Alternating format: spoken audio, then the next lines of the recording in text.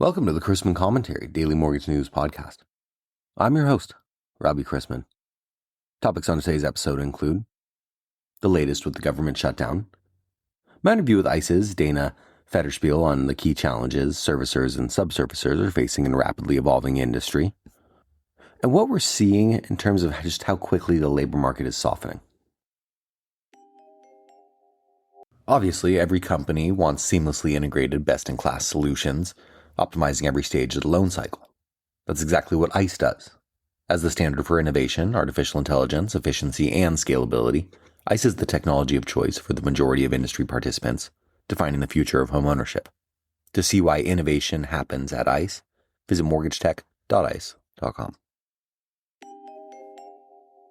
Hate the U.S. government or love it, sometimes government and lender interaction is beneficial.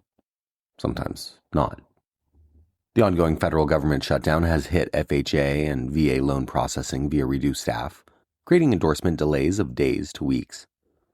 USDA loans remain completely halted for new guarantees, although it appears that IRS transcript processing and other verification services needed for all loan types is functioning. The National Association of Realtors estimates approximately 1,400 property transactions per day could be affected when the shutdown went beyond 30 days. The Bureau of Labor Statistics has suspended publication of economic data, leaving markets and policymakers without critical employment and inflation reports, grinding down bond market activity. Furloughed workers certainly aren't buying homes either. Are the downside risks to employment greater than the upside risks to inflation? It's something that the Fed is considering, but you should too before you make any assumptions about the direction of rates or mortgage rates.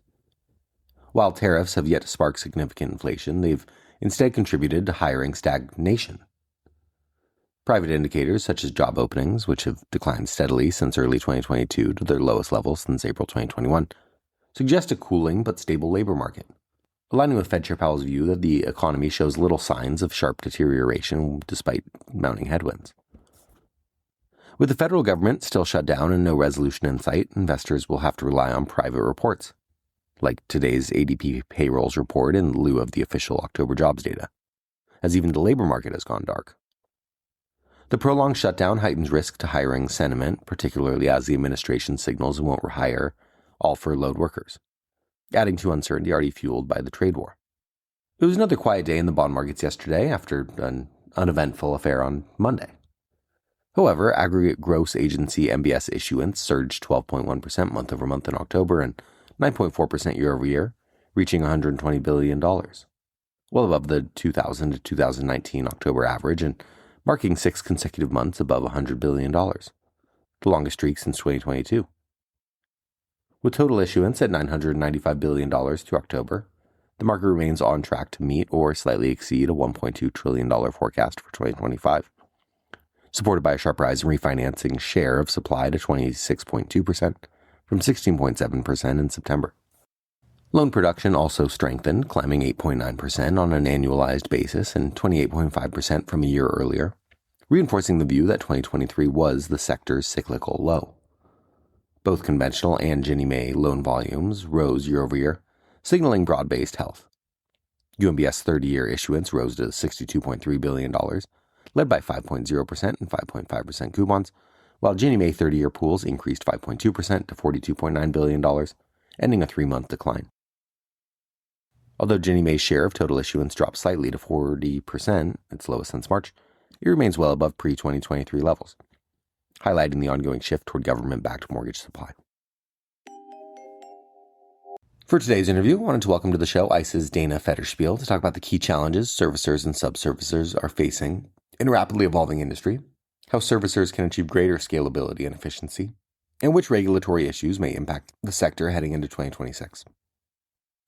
I'm very pleased to be joined this morning by a servicing expert with more than 20 years of experience in mortgage technology, who's Senior Director of Servicing Product Strategy with ICE Mortgage Technology. Thanks for joining me, Dana. Thank you so much for having me, Robbie. It's great to be here. As we are here in the fourth quarter of 2025, how would you assess kind of the overall landscape when it comes to the servicing space right now? Well, I agree with you that recapture is definitely one of the things that people are most worried about and focusing on right now. And I do think that one of the things that ICE brings to the table to support this is we are uniquely positioned to provide integration between the origination platform for ICE, that is Encompass, and the servicing platform, which for ICE is MSP. Being able to pre-fill applications, provide a modern self-service type of experience for our customers to be able to understand what they're potentially available for. Meaning, are they potentially approved for a HELOC? Is it a time to refi? All of those opportunities that they may be interested in. It's really important to be able to advertise those, if you will, to the right customer, and then still be able to follow through by providing a ease of use for them to be able to provide an application and get a quick response, which again at ICE is something that we're very proud of by being able to connect the two applications. Yeah, let's talk a little bit about what you do at ICE. I mentioned you're Senior Director of Servicing Product Strategy. What areas of servicing does that make you responsible for, and what are you currently focused on? Sure. I'm actually responsible for everything that spans the full loan servicing life cycle. I personally, specifically focus on ICE's core servicing platform.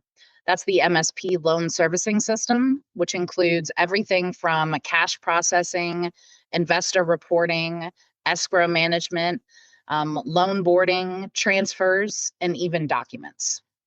I oversee multiple agile teams that are focused on delivering innovation in these spaces, customer-driven solutions that modernize the servicing infrastructure and enhance operational efficiency, while all the while ensuring compliance in our rapidly evolving industry. A lot you got going on there. Holy smokes. I do. Yeah. It's exciting. It is. Yeah, it is a exciting, and it's super important for companies' overall strategies right now. And obviously, you're working day in and day out with mortgage servicing clients. It's competitive. Things are constantly evolving. Given the environment that you mentioned in a previous answer, what are the challenges you're hearing, your team is hearing about from your clients? I have two words that I hear most frequently recently. One is efficiency and one is scalability, and they obviously are connected. Our clients are constantly on a mission to figure out the best way to scale their business in order to support, as you mentioned before, the natural ebbs and flows of the mortgage market. MSP clients indicate that they have the ability to expand and contract in their core functions, again, referencing cash, payment processing, escrow, investor reporting, anywhere from 20 to 30% without having to do an increase in staff, which really provides them that scalability they're looking for.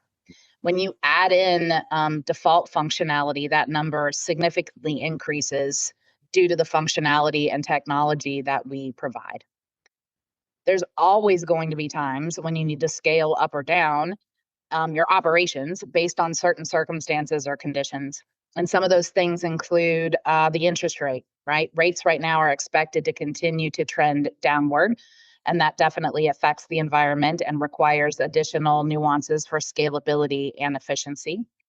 Regulatory requirements are always a focus, and that's not going anywhere. I'll give you an example. We recently had a Freddie Mac change with an enhancement to support how payoff funds are remitted to them. Freddie Mac published this requirement in the beginning of October, and ICE delivered the functionality in the middle of October in time to test before the Freddie Mac compliance date at the beginning of November. That's a lot and difficult to accomplish, right? But something we're very proud of being able to provide in a timely fashion to our customers. Yeah. Let me dive into scalability and efficiency there a little bit, because naturally when it comes to servicing, much like the primary origination space, you're going to see ups and downs. How does ICE specifically help clients when it comes to reaching optimal scalability, efficiency, and kind of the perfect intersection of those two, if you will? Absolutely. Automation is the key word in this one. Automation, and more automation.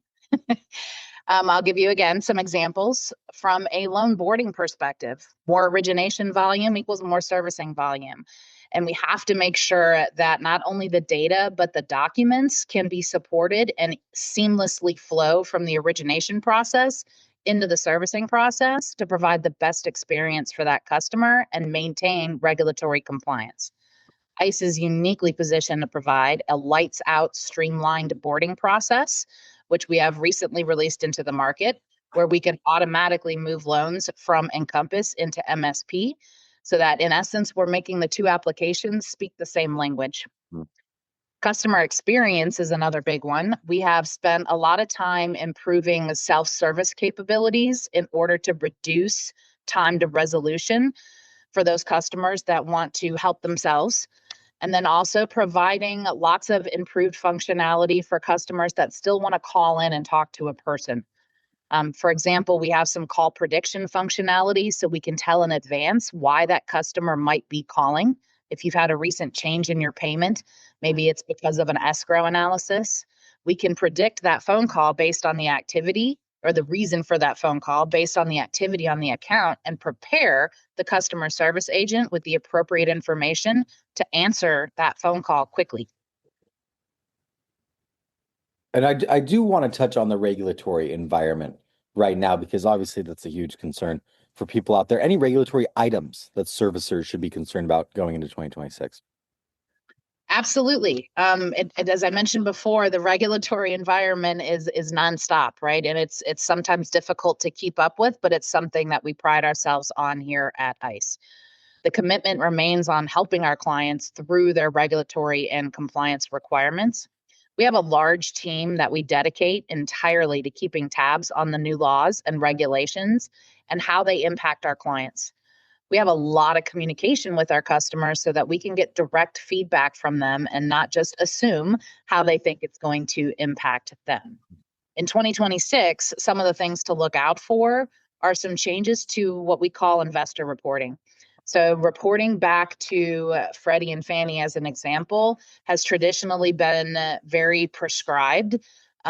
They are moving towards a more of an eventing type of opportunity, taking advantage of new technology offerings. In other words, we're able to provide them information about when something occurs without having to gather up information and send it through a report. It gives them a more real-time access to what's happening inside of the portfolio. And that's going to increase throughout 2026. Another one to think about is IRS. The IRS is actually changing their internal system, which does affect mortgage servicing, right? We have to be able to handle 1099As and 1099Cs and year-end statements. And that requires a new integration that will have to be completed by the end of 2026 in order to continue to support those IRS requirements. But an interesting motif that I'm hearing today is things are not mutually exclusive that might have been. We mentioned scalability and efficiency. ICE works to meld those two properly together. I do want to talk MSP because you mentioned it before. It's obviously well known in the industry for helping servicers comply with evolving regulatory pressures. But ICE is equally focused on innovating its core systems to support the future of servicing. And so I like this kind of non-mutually exclusive theme. These things can work in harmony with ICE. Can you share a little bit about the innovation ICE is bringing to MSP? Absolutely. I would put it in two different categories. Ever since the acquisition of Black Knight, ICE has been working under the hood, I'll call it, to integrate the end-to-end mortgage technology ecosystem. We want to digitize the entire loan lifecycle. So as I mentioned previously, we have completed work to seamlessly board loans from ICE's LOS Encompass into MSP.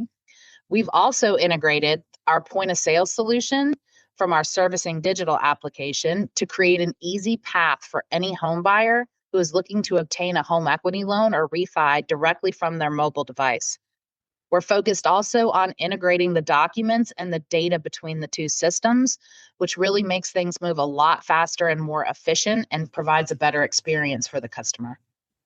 MSP has been around the industry for decades. I've heard about it ever since I got into the industry.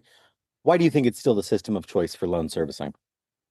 Absolutely. One of the main reasons why is we're not sitting around on our laurels. MSP, to your point, has been around a long time. It is trusted. It is true. We all know it works. It's very good at what it does, but we're not just stopping there. It's not just a piece of hardware that comes in a box, right? Or software to install. They actually purchase a service and a partnership with ICE when you're using MSP. And with that, we have been focusing a lot on modernizing the experience and providing additional levels of automation to our customers to help enable that efficiency and scalability that is out there and required to really be successful in the servicing space. We continue to support our clients meticulously. That starts with implementation all the way through our 24/7 servicing assistance.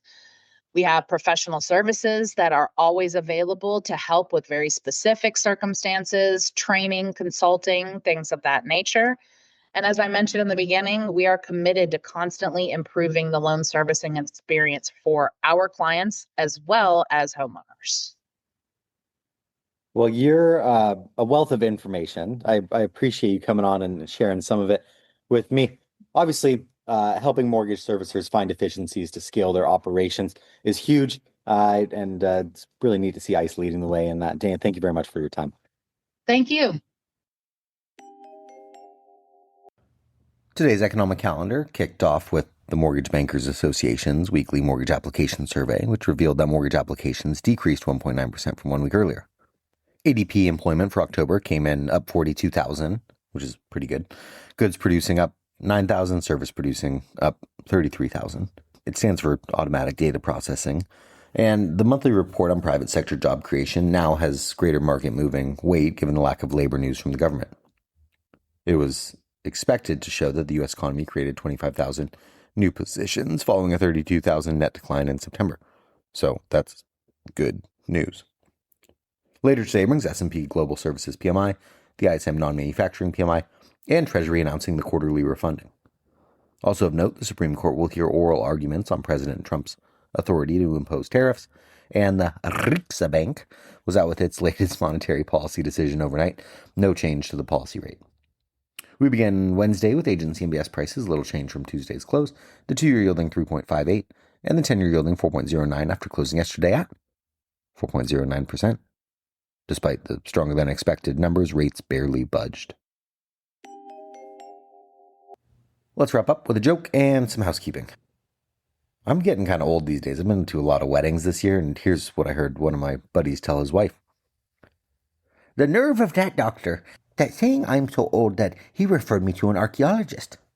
To which his wife said, Audiologist, dear, you can't hear. Thanks again to ICE for sponsoring this week's podcasts. As the standard for innovation, artificial intelligence, efficiency, and scalability, ICE is the technology of choice for the majority of mortgage participants, defining the future of homeownership.